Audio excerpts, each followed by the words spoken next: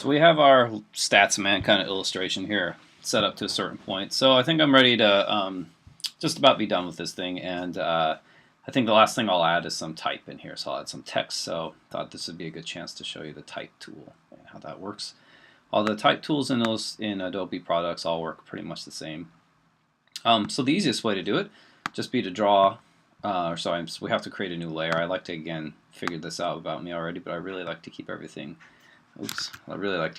clean, all in layers so that I don't have any, so it's just easy for me to figure out where stuff is at. So I've got all my other layers here locked, and I just have my new layer here that would be the type layer. If you'd like, you can also go in and label these by just double-clicking them, but I usually, at this point, I don't think I need to do that. So we'll just put some type in here, right? So we can just write and so there are, a million things that you can do with this. So if you look at the layer now, this is all one thing. It's all kind of selected in there. The text is still editable, right? So I've got all this text in here.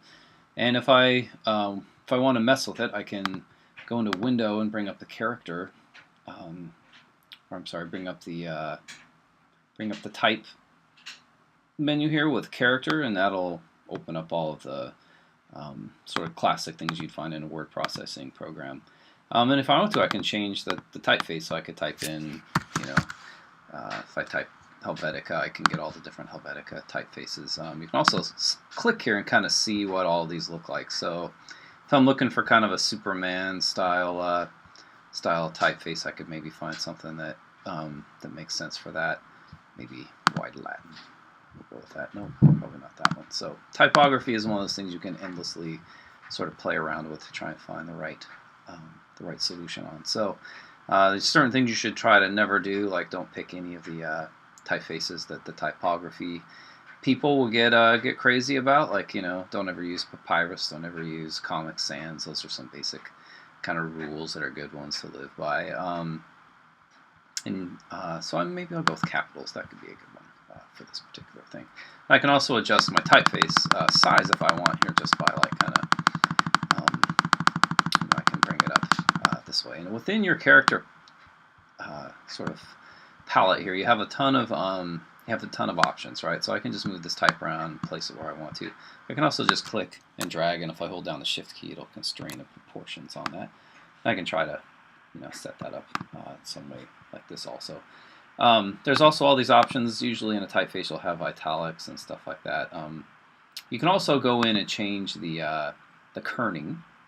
So you can change that. You can stretch it. You can change the leading in between. If you have multiple lines, you can adjust all of that stuff here. So that's one way to kind of set type in here to try to make it look the way I want it to. What I'm probably going to do is I'm going to take one of these. So I'm going to probably take the man part. I'm going to cut that out, delete it.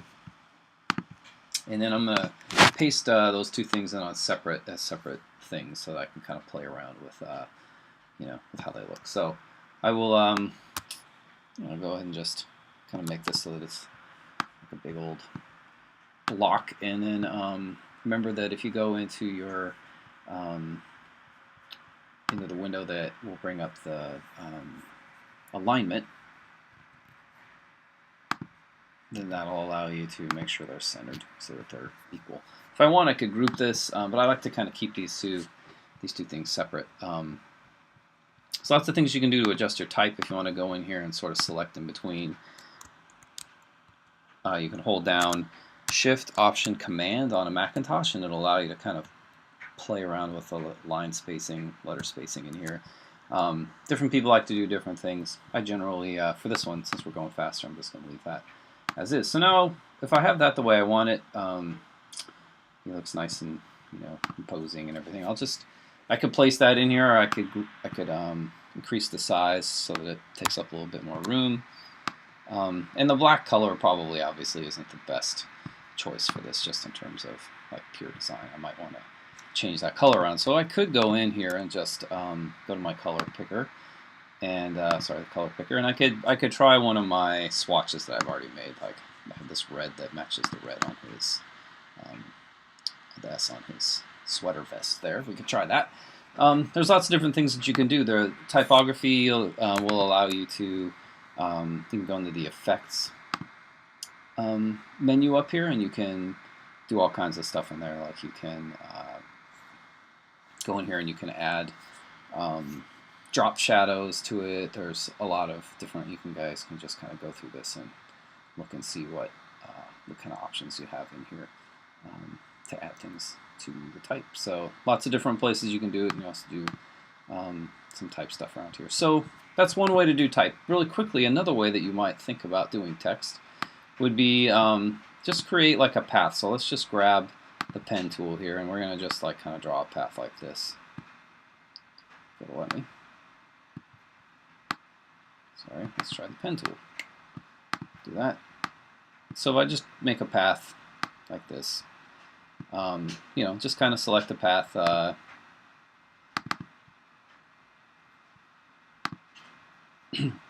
If I want to, I can go in there and like kind of just tidy this thing up, because obviously I made kind of a mess there.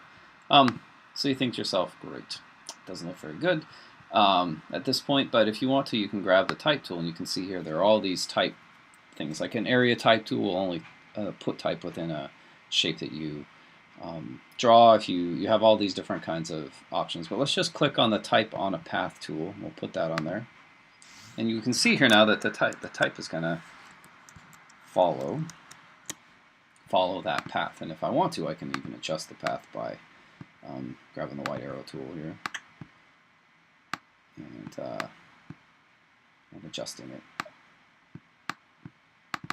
There we go. Double click it is the trick. Sorry. So I can really, kind of mess with it. So obviously this is easy to kind of abuse, but it's fun to kind of play around with it. So, again, a good rule of typography is you want to try and make it so it's readable. So, so that could be another way that you could play with type. Another good thing that type can do is that type can become actually become a mask. So if you want to, you can group these two pieces of type together. And I'm just going to copy them, paste them, and then let's see if I can try some. So if you go up here to type, you can, object. You can go in here to object and go to clipping mask, and that'll mask out anything that's kind of like underneath this. It'll help you pop certain things through your type. There's lots of different ways to do that. You can definitely sort of play around with that as you go. For now, I think what I'm going to do is I'm going to delete that, and I'm just going to again continue to play with this particular text. So the last thing I want to show you, it's really important, is that if you're going to ever port something out to a different program, or to somebody who maybe doesn't have a specialized font, especially if you're using a weird font that's not going to be found on a lot of on a normal computer, something you paid for, or something that you it's kind of custom. One thing you might want to do is you might want to go up here to type, and you might want to go to create outlines. And what this does, if you click on it, is that you'll see now, instead of being editable type, that I can go in there and I can change the A to an E if I needed to, or something like that. Now it's become a vector shape. So now these are just big vector shapes, and if I want to, I can actually select points on there and I can play with them. So I could mess around with the typeface if I wanted to, and that kind of thing. But this basically means that it's now become a vector shape thing instead of a typeface, which can be nice if you're just going to send this thing off to somebody who doesn't have a very sophisticated computer. They'd still be able to kind of use it. So those are some of the gist of the things that you can do. You might want to look up some more stuff about using type as a mask.